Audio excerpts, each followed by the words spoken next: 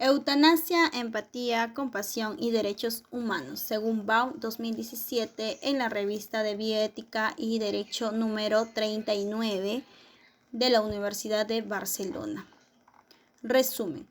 Lo problemático en el estudio de la empatía es su ausencia ante el sufrimiento ajeno. La eutanasia resalta el conflicto moral sobre sufrir o dejar de sufrir frente a una enfermedad irreversible y dolorosa. Analizaré el conflicto que presenta el respeto pleno por el principio de dignidad humana establecido en el artículo 51 del Código Civil y Comercial de la Nación Argentina en relación con las directivas médicas anticipadas que impliquen una práctica eutanásica que en función del artículo 60 del mismo cuerpo legal se deberán tener por no escritas. Dos preguntas cerradas guiarán el análisis. ¿Menoscaba la dignidad humana la eutanasia en su modalidad activa? ¿Resulta justa o injusta la restricción a la autonomía personal en relación a la eutanasia? Palabras claves: empatía, emociones, justicia, autonomía personal, dignidad humana, compasión, bioética, derechos humanos. Introducción. Abordar cualquier problemática relacionada con la empatía requiere comprender qué son las emociones, ya que un proceso de empático implicará imaginar cómo se siente otro ser humano ante una determinada situación. Martha Nussbaum, 2001, bajo un enfoque cognitivo-evaluativo, elaboró un cuadro teórico neo-estoico sobre las emociones morales por medio del cual las consideró como estados mentales intencionados, asociados a una percepción de la realidad subjetiva y contextual, que nos permite efectuar juicios de valor. Dice Nussbaum, teniendo en cuenta el contenido cognitivo evaluativo, se torna fácil ver cómo una sociedad podría afectar el repertorio emocional de sus miembros. Si sostenemos que las creencias acerca de lo que es importante y valioso juegan un rol central en las emociones, podremos rápidamente ver cómo esas creencias pueden perfilarse poderosamente en las normas sociales, tanto como en las historias individuales. Y también podremos ver cómo el cambio social de las normas puede cambiar la vida emocional. Bajo este enfoque, las emociones dan cuenta de una percepción de la realidad subjetiva, de cómo el sujeto se ve a sí mismo y de cómo ve el mundo.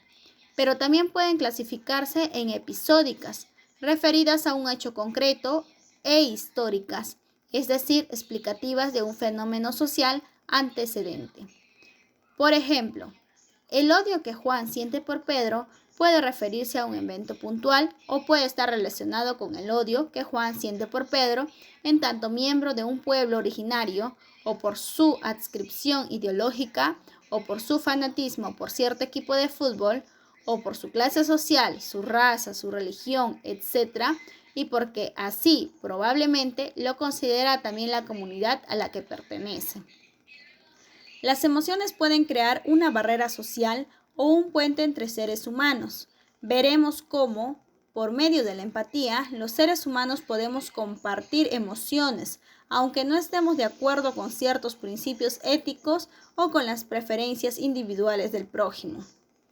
La eutanasia, en tanto práctica médica realizada con la intención deliberada de finalizar la vida del ser humano, que sufre una enfermedad dolorosa e incurable, plantea el viejo dilema moral, consistente en morir o dejar morir, en el que intervienen los principales de autonomía personal y dignidad humana, en los que se basa el respeto por los derechos humanos. A continuación, se brindará una definición básica sobre la empatía a la luz de dos enfoques teóricos que discuten sobre su concepción, para luego indagar sobre el rol de la compasión en las prácticas eutanásicas. Previo a ello, se analizará el marco jurídico actual de la cuestión, que fue incorporado con la reforma del Código Civil y Comercial de la Nación Argentina. Empatía. Enfoques teóricos. Según Adam Smith, 1759, concebida la empatía como una capacidad humana consistente en colocarse en el lugar de otra persona que atraviesa una situación específica e imaginarse lo que se siente, compartiendo así sus sentimientos mediante un acto de representación mental. Sin embargo, las modernas teorías sobre la empatía discuten si dicha representación mental se explica por medio de una respuesta motriz o si es consecuencia de un fenómeno cognitivo complejo. Hay quienes reducen el acto de empatía a una cuestión fisiológica, es decir, a una respuesta automática de las neuronas que se genera en la corteza cerebral al observar las emociones de otro ser humano y que se registra como sensaciones corporales. Este es el modelo teórico de la empatía como motor, que afirma que la empatía es un proceso que motiva el comportamiento prosocial y que nos previene de causar daño a otras personas. La ausencia de empatía es característica de psicópatas, quienes dañan a otros sin sentimiento, culpa o remordimiento. Según este enfoque, el sentido de justicia subyace en la idea de empatía, tanto en la interacción individual, ya sea familiar, laboral o con extraños, como en el comportamiento prosocial que se da en los campos interpersonales, económicos y políticos. Las críticas a dicho enfoque teórico son que en tanto seres humanos no empatizamos en todo momento o circunstancia, y que la empatía no es una mera respuesta automática e independiente del contexto o del episodio que la genera, sino más bien es un proceso complejo que requiere de nuestra imaginación para experimentar la misma emoción que otra persona, que una vez representada mentalmente se registra en la conciencia del hecho, del contexto y del sujeto por quien empatizamos, y que permite efectuar un juicio de valor sobre la emoción compartida, objeto de empatía basado en deseos, creencias e intenciones. Este es el enfoque teórico cognitivista, es decir, que da cuenta de la empatía como un fenómeno que puede explicarse por todos los factores antes indicados, todo esto según Vignemont 2006. La objeción del enfoque biologicista al cognitivista es que la capacidad de conocer el estado emocional de otras personas, incluidas sus intenciones y pensamientos, es distinta que la de experimentar en el propio cuerpo sensaciones a partir de la observación o imaginación de los sentimientos de otra persona. Y es allí donde juega un rol central el trabajo cerebral. La neurobiología apoya sus afirmaciones en investigaciones empíricas que escanean la corteza cerebral ante determinados estímulos y que se obtiene la misma luz o imagen en personas diferentes. Sin embargo, para el enfoque cognitivista, el proceso empático requiere de una instancia superadora del registro corporal, como enrojecerse de vergüenza, temblar de miedo o descomponerse del asco. Necesita de una capacidad subjetiva de representación mental que implique la imaginación del sufrimiento de otro sujeto y de un juicio de valor sobre la relevancia de ese sentimiento debido a tal o cual situación. Todos esos factores construyen el objeto de conocimiento del proceso empático.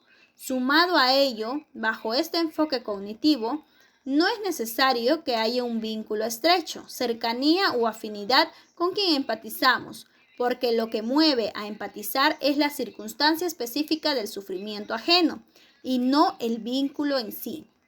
En consecuencia, la observación es contingente, es decir, por ejemplo, podríamos empatizar con el sufrimiento de una persona que se encuentra privada de su libertad y que desconocemos personalmente, pero podríamos no empatizar con el sufrimiento de un familiar que se encuentra agonizando.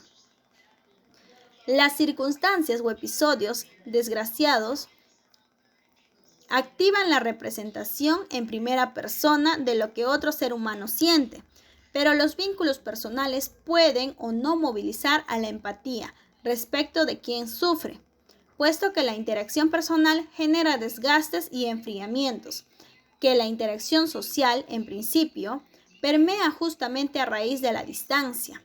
La empatía concebida como una capacidad humana cognitiva, entonces, permite unir a personas físicas, social o culturalmente separadas mediante un acto individual, subjetivo, de representación mental sobre el sufrimiento, situación y contexto de otro sujeto.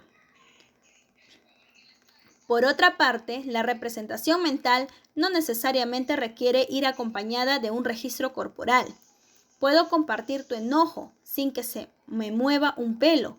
Es más, se puede permanecer años enojada sin ninguna manifestación corporal. Lo que no cabe duda es que para ambos enfoques la imaginación juega un rol central. Puedo imaginar la indignación que alguien en particular puede sentir ante una situación de injusticia o de castigo social. También se puede imaginar la nostalgia que alguien puede sentir ante la pérdida de un ser querido. Se puede representar el dolor y la pena que una persona puede experimentar antes de ser sometida a una operación que pone en riesgo su vida.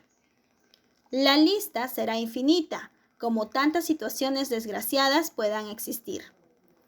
Por lo tanto, ya sea que se conciba a la empatía como una respuesta somática o como un proceso cognitivo, ambos enfoques resultan compatibles entre sí, puesto comparten un punto de vista sobre la representación mental sobre el sufrimiento ajeno. Sin embargo, existe consenso en el debate sobre la empatía, en que más allá del enfoque teórico que se adopte, la misma no es problemática en la interacción social, sino su ausencia, es decir, la falta de empatía ante el sufrimiento ajeno. Esto ya lo advirtió Adam Smith en su teoría sobre los sentimientos morales. El parecer indiferente ante el regocijo de quienes nos rodean solo es una falta de cortesía, pero no adoptar una expresión seria cuando nos cuentan sus desdichas es una verdadera y crasa falta de humanidad. De tal modo, el acto de empatía ante el sufrimiento, desgracia o desdicha ajena es compatible con un sentido ético de humanidad, y su ausencia podría inscribirse al menos en un acto de crueldad. Desde este lugar se indagará el rol de la compasión podría desempeñar en las normas y políticas de salud sobre la eutanasia. Eutanasia y derechos humanos, autonomía personal y dignidad humana. En este apartado se analizará la tensión que introdujo la reforma del Código Civil y Comercial de la nación argentina en adelante, en la relación entre la eutanasia y el respeto por los derechos humanos que puso sobre la mesa de debate el dilema moral entre matar o dejar morir. Todas las declaraciones y tratados internacionales sobre derechos humanos, es decir, que promueven, protegen y garantizan la vida, condiciones y calidad de vida del ser humano, se basan en los principios universales de igual valor y dignidad humana, en la autonomía personal y en el respeto por la diversidad cultural. El abordaje de la eutanasia pone en tensión principalmente los principios de autonomía personal y dignidad humana. Dos interrogantes cerrados guiarán esta exploración. 1. ¿Es justa o injusta la restricción legal a la autonomía personal en relación a la eutanasia? 2. ¿Menoscaba el principio de dignidad humana la eutanasia en su modalidad activa? Antes de ser analizados estos conflictos de valores al final de la vida, revisaré qué es la eutanasia y cuál es el alcance de los principios mencionados, que obviamente exceden a cualquier corpus jurídico.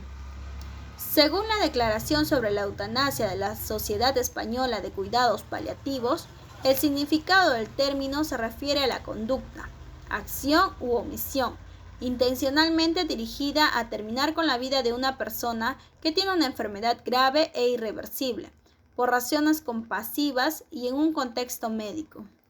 La manifestación del paciente abarca la posibilidad de rechazar tratamientos médicos desproporcionados o alternativas terapéuticas de dudoso éxito para su curación.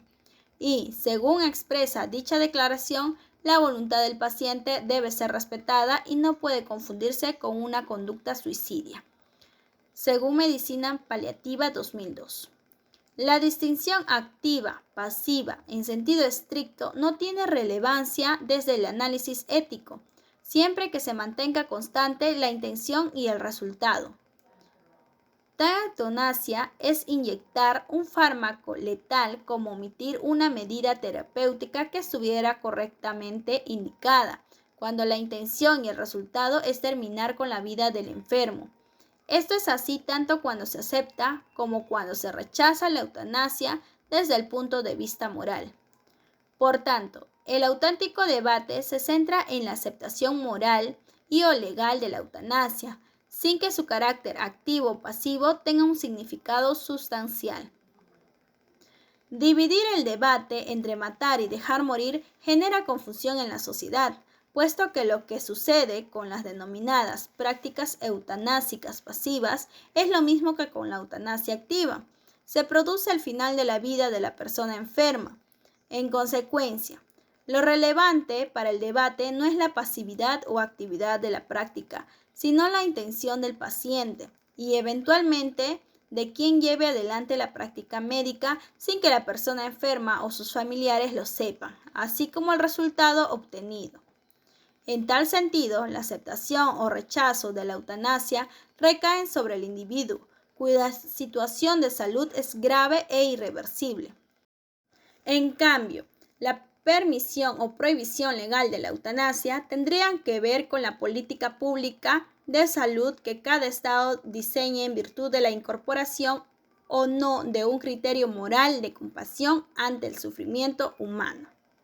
El principio de autonomía personal establece que los seres humanos somos libres de diseñar nuestro propio proyecto de vida, fijándonos las metas y objetivos que nos ayuden a desarrollarnos en plenitud, guiados por valores que atribuimos a las acciones, objetos y personas que hacen la desdicha o sufrimiento del ser humano podría, en parte, relacionarse con las restricciones internas y externas a su libertad. Las limitaciones internas son éticas y se refieren a los principios morales que guían la actuación. Las limitaciones externas son siempre jurídicas e implican una interferencia del orden público a la libertad personal. Las limitaciones jurídicas regulan la interacción subjetiva, según Kant de 1797. Coerción, sin embargo, es el obstáculo o la oposición a la libertad. Consecuentemente, si un cierto uso de la libertad en sí misma es un obstáculo a la libertad de acuerdo con la ley universal, entonces el uso de la coerción para contrarrestarla es la medida en que previene un obstáculo a la libertad. Es consistente con la ley universal. En otras palabras, el uso de la coerción es justo. La coerción es el uso legalmente justificado de la fuerza del Estado para impedir o no permitir que se viole la ley universal. Afirma Kant que cada acción es justa, la cual se justifica en sí misma. Si la libertad de voluntad de cada ser humano puede coexistir junto con la libertad de cada uno sometida a la ley universal, de los que surge que el principio de justicia es universal, es decir, para todo el universo de seres que compartan la condición humana, pero que su ejercicio es individual y se valora por los actos que cada uno externaliza en la práctica social. La ley universal de justicia actúa externamente de tal modo que el libre uso de tu voluntad sea compatible con la libertad de cada uno de acuerdo con la ley universal. La libre externalización de la voluntad, entonces, da cuenta de una moral individual compatible con el trato digno que cada miembro de la humanidad merece en tanto ser moral, que Kant denominó ley universal. El principio de dignidad humana establece que todos los seres humanos tenemos un valor intrínseco, que está por encima de cualquier precio y no admite equivalente. La dignidad humana es la fuente de la libertad y la paz en las relaciones interpersonales, específicamente de los derechos y deberes civiles y políticos, que requiere del ejercicio de un trato justo. Kant usó la fórmula del Ulpiano, que a su vez arraiga en los institutos de Justiniano, para elaborar su división general de los 3 deberes de justicia: Honestbeit, Nehmlight y Sum quae tribu. Sé una persona honesta, no cometas injusticia a otras personas. Sé miembro de una sociedad con la que cada ser humano puede obtener y guardar lo suyo. El principio de honestidad dice: no hagas de ti un mero medio para otros seres humanos, pero al mismo tiempo sé un fin para ellos. De ello se infiere que quien en principio hará valer su dignidad será cada ser humano, frente a otros miembros de la humanidad y sin perjuicio de la protección jurídica contra las afectaciones de su dignidad. Resulta complicado, entonces, efectuar cualquier análisis que comprenda los principios de dignidad humana y autonomía personal, puesto que, como hemos visto, hay una relación de interdependencia entre ellos que complejiza la vida en sociedad. A continuación analizaré ambos principios en relación con la provisión de la eutanasia y con la permisión de directivas médicas anticipadas por el nuevo CCCN. El artículo 51 establece la inviolabilidad de la persona humana en cualquier circunstancia y el derecho al respeto a su dignidad, y el artículo 52 crea una acción civil para prevenir o para reclamar los daños sufridos en aquellas circunstancias en las que se nos cabe la dignidad humana. En tal sentido, el CCCN establece una restricción externa a la libertad, basada en el principio de ley universal, con la finalidad de proteger al ser humano del daño que otros le pudieran causar o le causaren como consecuencia de su afectación a la dignidad humana. Pero el artículo 60, dedicado a las directivas médicas anticipadas, restringe la autonomía personal en relación a la eutanasia, la cual nos señala: la persona plenamente capaz puede anticipar directivas y conferir mandatos respecto de su salud y en previsión de su propia incapacidad. Puede también designar a la persona o personas que han de expresar su consentimiento para los actos médicos y para ejercer su curatela. Las directivas que impliquen desarrollar prácticas eutanásicas se tienen por no escritas. Esta declaración de voluntad puede ser libremente revocada en todo momento. El nuevo corpus normativo reconoce a las personas plenamente capaces la posibilidad de anticiparse al advenimiento de una situación desdichada, cual es el sufrimiento derivado de una enfermedad grave e irreversible, que a su vez puede devenir en la incapacidad o disminución posterior de la autonomía personal, para que en el momento en que su voluntad se encuentre afectada, sea tenida en cuenta con posterioridad en relación con los procedimientos médicos, quirúrgicos, de hidratación, de alimentación, de reanimación y de soporte vital. Sin embargo, el CCCN restringe la autonomía personal en relación con la eutanasia y la manifestación de voluntad del paciente. En tal sentido, habrá de detenérsela por no escrita. Pero, ¿por qué razón el Estado interfiere en la autonomía personal del paciente y le prohíbe requerir algo que recae en su esfera privada? ¿Por qué razón el cuerpo de legisladores no permitió la eutanasia? ¿Y en qué modelo de ética se inscribe un cuerpo de leyes que distingue entre matar y dejar morir, prohibiendo lo primero y permitiendo lo segundo? En un artículo publicado de 1992, uno de los juristas más representativos del pensamiento jurídico en Argentina, Carlos Nino, se ocupó de la eutanasia, afirmando que si se dieran las condiciones fácticas de enfermedad irreversible y terriblemente dolorosa, sería permisible proceder con la eutanasia, sea en forma pasiva o activa. Creo que la diferencia está dada por la distinción entre requerimiento y consentimiento. El primero es la expresión del ejercicio de la eutanasia del individuo. Indica que el estado de las cosas en cuestión se conforma con el proyecto vital del individuo. En cambio, el consentimiento del individuo meramente expresa su disposición a ceder parte de su autonomía como condición necesaria, dados los arreglos legales de la sociedad, para satisfacer razones que puedan o no estar asociadas al ejercicio de su autonomía en persecución de un plan de vida. Con este significativo aporte, Nino brindó una clave para la comprensión del conflicto sobre la eutanasia basada en la sutil diferencia entre pedir y tolerar, entre requerir y consentir. La fuerza de la voluntad o autonomía de la gente es diferente cuando su pedido solicita poner fin al sufrimiento que cuando ha pedido de terceros, en este caso profesionales médicos y o familiares. Cede su voluntad para permitir la intervención médica sobre su cuerpo. En el fondo, cuando el paciente o sus familiares en su nombre y o en forma conjunta suscribe un documento de consentimiento informado, cede su voluntad en relación a la voluntad de la entidad sanitaria y de los profesionales que intervendrán sobre su cuerpo. Distinto es cuando el agente en previsión de una futura situación de enfermedad irreversible y dolorosa elige y pide que se adopten las medidas tendientes a dejar de sufrir. En definitiva, es su cuerpo, es su vida y es su plan, no sufrir. Pero al parecer así no lo vio el poder legislativo de la nación de Argentina.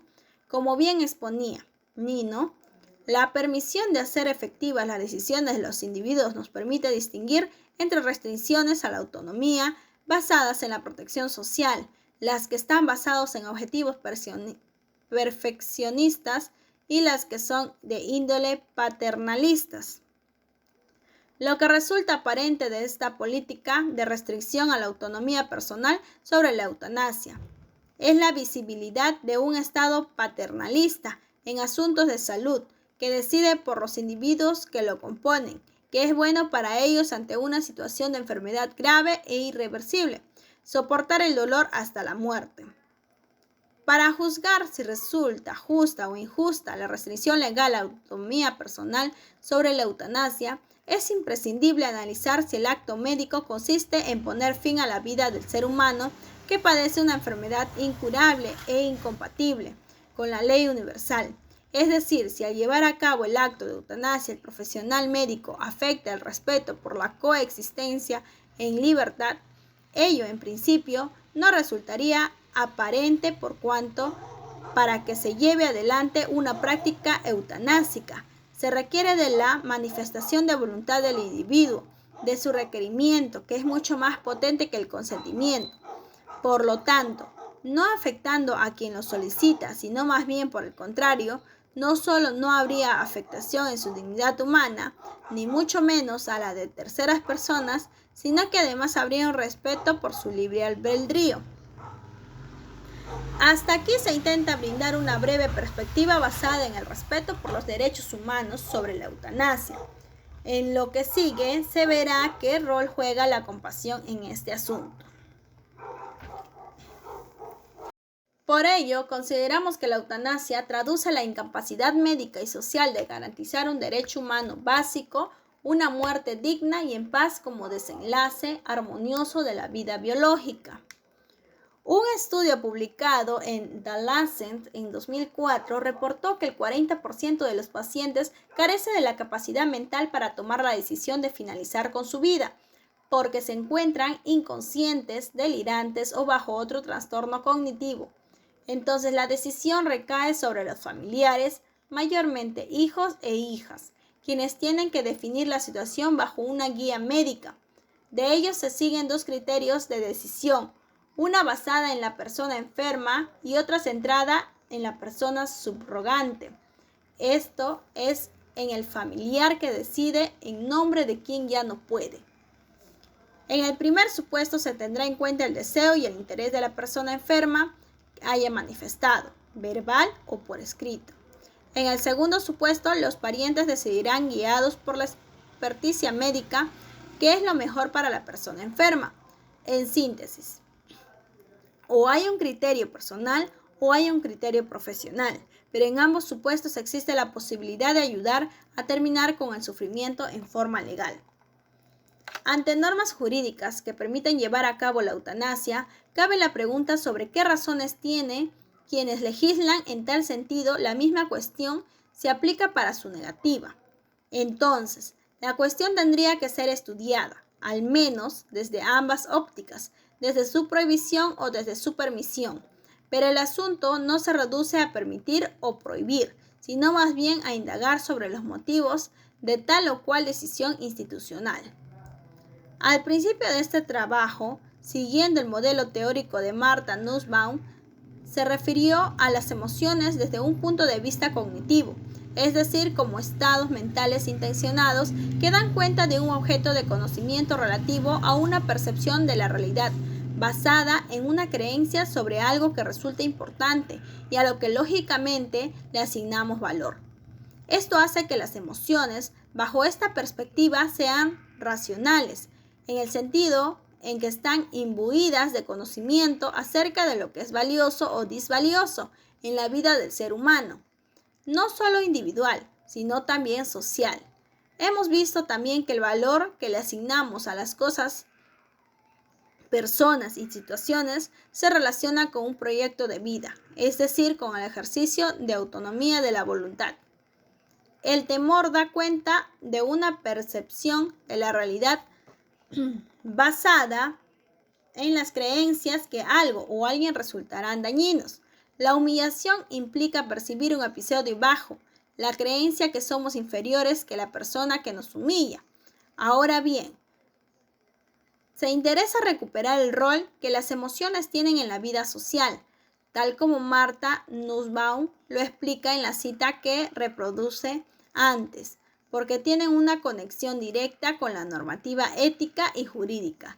Es decir, al incorporar emociones morales por medio de las leyes, se puede cambiar la vida emocional de la sociedad. Algo así podría suceder al prevenirnos del odio.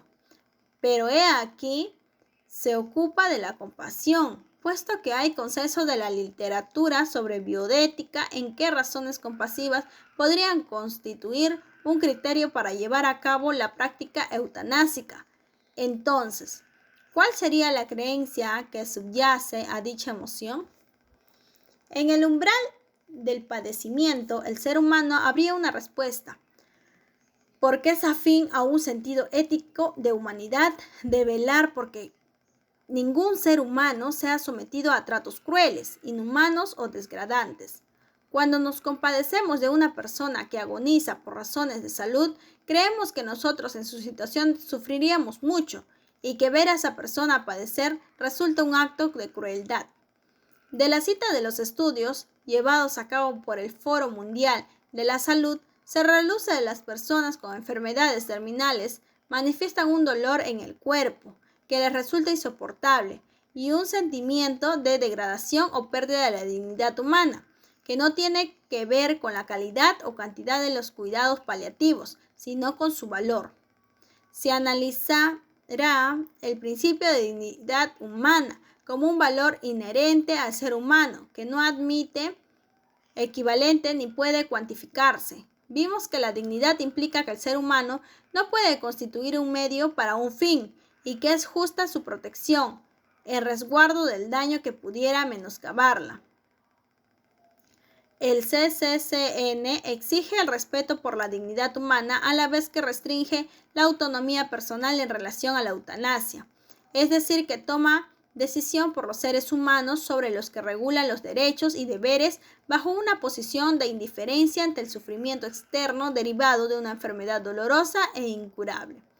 Al prohibir expresamente la eutanasia, el CCCN tampoco deja margen para la dimensión emocional de la tragedia que implica. Para quien padece y para su entorno, una enfermedad terminal no da lugar a la compasión. En consecuencia, más allá de la posibilidad de empatizar con la persona que sufre, no es posible permitirle a ella liberarse del dolor, al menos legalmente. Conclusiones. En la primera parte se revisó el concepto de emociones bajo una perspectiva cognitiva evaluativa, basada en el desarrollo teórico de la filósofa Martha Nussbaum, para luego presentar dos enfoques sobre la empatía, uno biologicista y otro cognitivo. Se sostuvo que ambas perspectivas teóricas son compatibles entre sí y que dan cuenta de una representación compartida de las emociones que otra persona siente para ponernos en su lugar, tal como ancestralmente lo formuló Adam Smith. Se afirmó que en la interacción social lo relevante no es la capacidad de empatizar, sino su ausencia ante el sufrimiento humano, lo que raya con un acto de indiferencia o de crueldad. Mi posición en que la empatía es un proceso cognitivo y evaluativo que permite conocer y explicar en primera persona los sentimientos morales que otra experimenta ante una situación de sufrimiento por medio de una imaginación que se registra en la conciencia subjetiva. En tal caso, comparto el enfoque cognitivista de Weissman y cuestiono el biologicista de Singer, por cuando se considera que las personas, sus respuestas neuronales pueden originarse tanto en estímulos reales como ficticios, como drogas, películas, novelas o cualquier tipo de expresión artística. Y no es lo mismo llorar conmovidos por una escena de ficción que por una masacre, tortura o cualquier otro tipo de desgracia humana. Por ejemplo, en tal sentido, se considera que la representación mental en el proceso empático es necesaria pero no suficiente, puesto que justamente lo que genera la empatía es un acto de conciencia del ser humano sobre la intersubjetivo. Se realizó este breve desarrollo para luego indagar sobre el rol de la compasión en las prácticas de la eutanasia. En la segunda parte, se recuperó la definición de eutanasia brindada por la Declaración de la Sociedad Española de Medicina Paliativa, ya que es amplia. Incluye a la eutanasia en sus dos modalidades, pasiva y activa, y toma como relevante para el debate público la intención de la persona enferma, la quien realiza la práctica médica eutanásica y el resultado obtenido. Según dicha declaración, se justifica la práctica siempre que se den las condiciones de enfermedad irreversible y dolorosa, que se lleve a cabo en un contexto médico, domiciliario o no, bajo un criterio de compasión y teniendo en cuenta la voluntad del paciente, la que en ningún caso podrá ser considerada como un suicidio asistido. Esta declaración sobre la eutanasia se permite investigar sobre los principios éticos de la autonomía personal y de dignidad humana, bajo una perspectiva kantiana, para poder razonar sobre mi hipótesis de partida consciente en elucidar si es justa o injusta la restricción legal a la autonomía personal en relación a la eutanasia establecida en el subartículo del CCN y la eutanasia en su modalidad activa menoscaba el principio de dignidad humana del artículo 51 del CCCN. En la tercera parte se exploró el rol de la compasión en la eutanasia, puesto que se basa en creer que ante la misma situación de enfermedad irreversible y dolorosa que padece otro sujeto, además de sentir un dolor insufrible en el cuerpo, nos sentiríamos desgraciados como seres humanos y que el permanecer en tal estado constituiría un acto de crueldad. La perspectiva cognitivista sobre las emociones y la empatía a la que adhiero me permitió nuevamente poner en diálogo los principios éticos de la autonomía personal y la dignidad humana.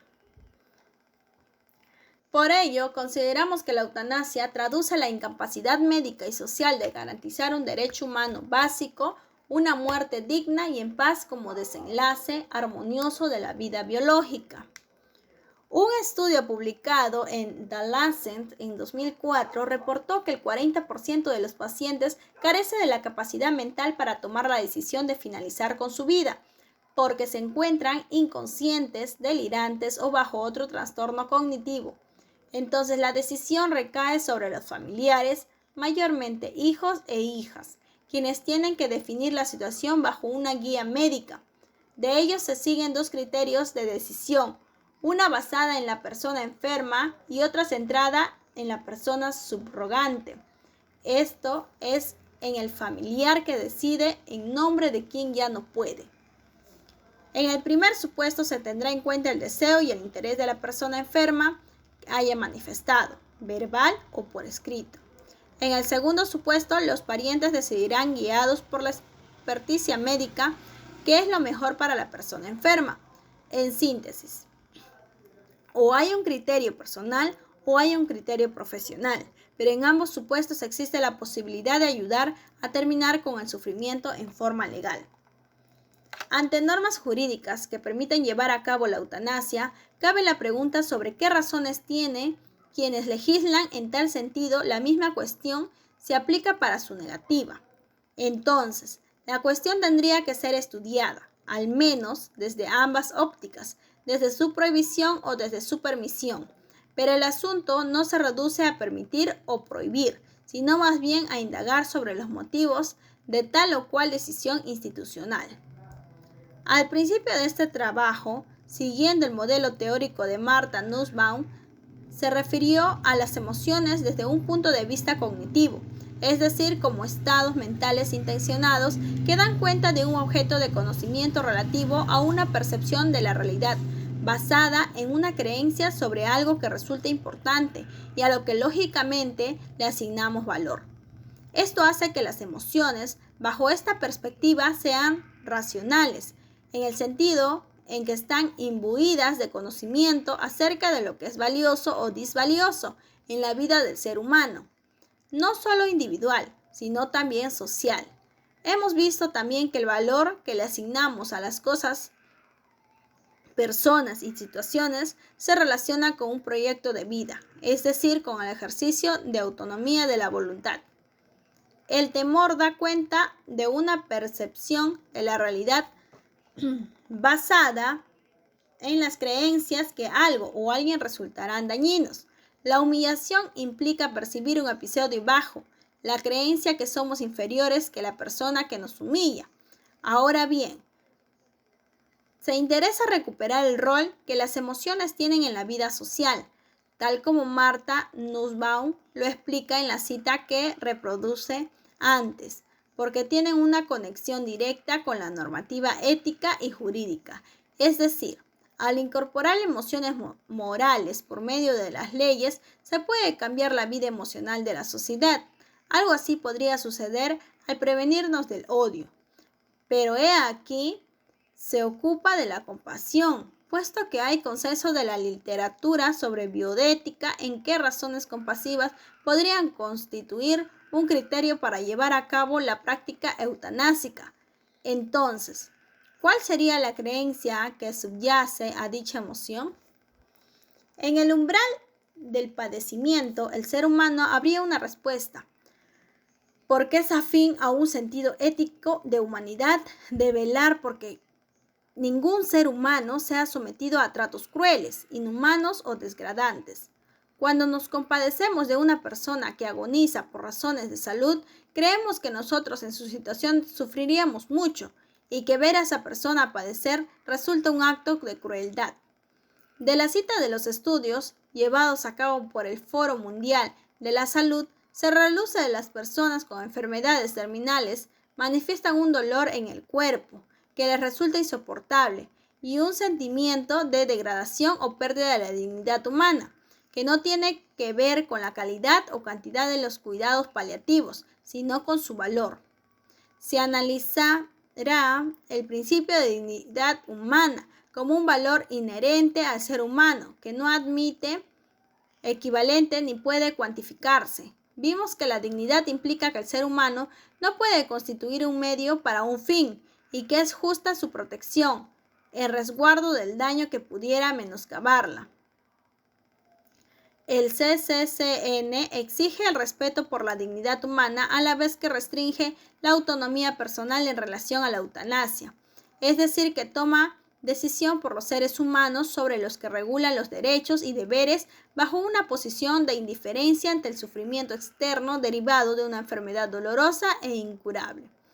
Al prohibir expresamente la eutanasia, el CCCN tampoco deja margen para la dimensión emocional de la tragedia que implica. Para quien padece y para su entorno, una enfermedad terminal no da lugar a la compasión. En consecuencia, Más allá de la posibilidad de empatizar con la persona que sufre, no es posible permitirle a ella liberarse del dolor, al menos legalmente. Conclusiones. En la primera parte se revisó el concepto de emociones bajo una perspectiva cognitiva evaluativa, basada en el desarrollo teórico de la filósofa Martha Nussbaum, para luego presentar dos enfoques sobre la empatía, uno biologicista y otro cognitivo. Se sostuvo que ambas perspectivas teóricas son compatibles entre sí y que dan cuenta de una representación compartida de las emociones que otra persona siente para ponernos en su lugar, tal como ancestralmente lo formuló Adam Smith. Se afirmó que en la interacción social lo relevante no es la capacidad de empatizar, sino su ausencia ante el sufrimiento humano, lo que raya con un acto de indiferencia o de crueldad. Mi posición en que la empatía es un proceso cognitivo y evaluativo que permite conocer y explicar en primera persona los sentimientos morales que otra experimenta ante una situación de sufrimiento por medio de una imaginación que se registra en la conciencia subjetiva. En tal caso, comparto el enfoque cognitivista de Weismann y cuestiono el biologicista de Singer, por cuanto se considera que las personas, sus respuestas neuronales pueden originarse tanto en estímulos reales como ficticios, como drogas, películas, novelas o cualquier tipo de expresión artística. Y no es lo mismo llorar conmovidos por una escena de ficción que por una masacre, tortura o cualquier otro tipo de desgracia humana.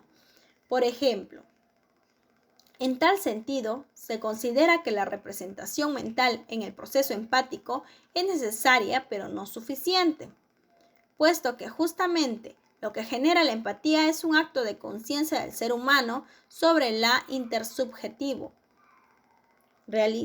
Se realizó este breve desarrollo para luego indagar sobre el rol de la compasión en las prácticas de la eutanasia. En la segunda parte, se recuperó la definición de eutanasia brindada por la Declaración de la Sociedad Española de Medicina Paliativa, ya que es amplia. Incluye a la eutanasia en sus dos modalidades, pasiva y activa, y toma como relevante para el debate público la intención de la persona enferma, la quien realiza la práctica médica eutanásica y el resultado obtenido. Según dicha declaración, se justifica la práctica siempre que se den las condiciones de enfermedad irreversible y dolorosa, que se lleve a cabo en un contexto médico, domiciliario o no, bajo un criterio de compasión y teniendo en cuenta la voluntad del paciente, la que en ningún caso podrá ser considerada como un suicidio asistido. Esta declaración sobre la eutanasia se permite investigar sobre los principios éticos de la autonomía personal y de dignidad humana, bajo una perspectiva kantiana, para poder razonar sobre mi hipótesis de partida consciente en elucidar si es justa o injusta la restricción legal a la autonomía personal en relación a la eutanasia establecida en el subartículo del CCN y la eutanasia en su modalidad activa menoscaba el principio de dignidad humana del artículo 51 del CCCN. En la tercera parte se exploró el rol de la compasión en la eutanasia, puesto que se basa en creer que ante la misma situación de enfermedad irreversible y dolorosa que padece otro sujeto, además de sentir un dolor insufrible en el cuerpo, nos sentiríamos desgraciados como seres humanos y que el permanecer en tal estado constituiría un acto de crueldad. La perspectiva cognitivista sobre las emociones y la empatía a la que adhiero me permitió nuevamente poner en diálogo los principios éticos de la autonomía personal y la dignidad. A modo de reflexión final, se estima que la eutanasia no debería equiparse con un suicidio desde el punto de vista de quien padece o con un homicidio desde el punto de vista del profesional que interviene, y que debería debatirse ampliamente sobre la posibilidad de permitir su práctica en aquellos supuestos de enfermedad incurable y dolorosa para que quien sufra muera en paz y en resguardo de su dignidad. La conclusión es que un criterio de compasión en el debate público sobre la eutanasia respaldaría el derecho de todo ser humano a elegir libremente su plan de vida, incluido el derecho a no sufrir con motivo de una enfermedad irreversible y tortuosa.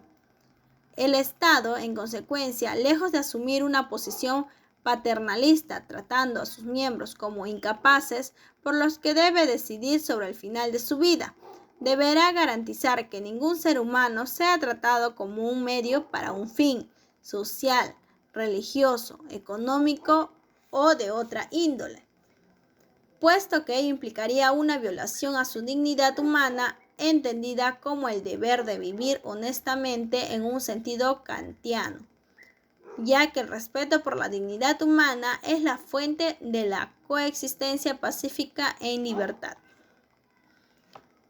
Bibliografía. Según Baum, del 2011, en el artículo mencionado, Emociones, Justicia y Derechos Humanos, un ensayo jurídico filosófico, Saarbrücker, Alemania, según la Editorial Académica de España.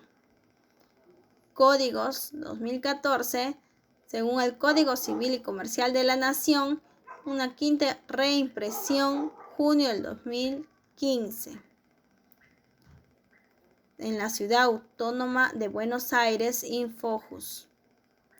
Y según Damasio, de 1994, en su libro El error de Descartes, la emoción, la razón y el cerebro humano.